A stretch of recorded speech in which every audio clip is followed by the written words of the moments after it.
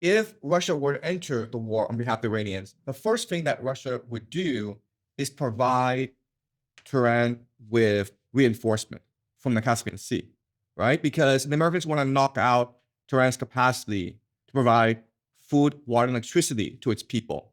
But through the Caspian Sea, the Russians can support the Iranians. But not only that, and this is much more important, if the Russians were to come in, they could also bring the Chinese into the war on behalf of the Iranians.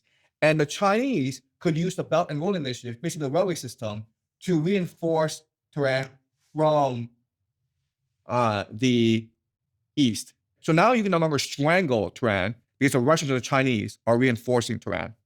Then what the Russians could do is provide financing to the Iranians. Basically, the Chinese and the Russians can say to the Iranians, don't worry about financing. We will give you enough financing for you to continue this war for as long as you want. And we'll use our resources as collateral for this financing.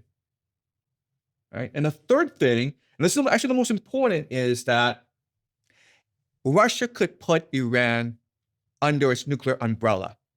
And this would negate the use of tactical nuclear weapons. The Israelis and the Americans, if they really felt under pressure, if they were really put in a corner, they could always choose to use tactical nuclear weapons.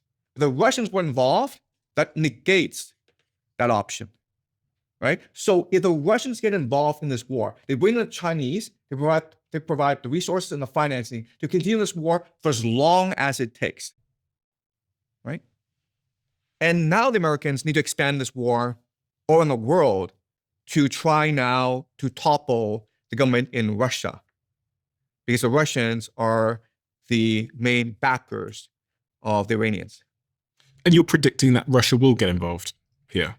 According to the grand strategy of Russia, the Russians have no choice but to get involved, because what will happen is that if you look at this map, if Iran were to be conquered by the Americans or the Israelis, the entire southern flank of the Russians are now exposed to possible attack.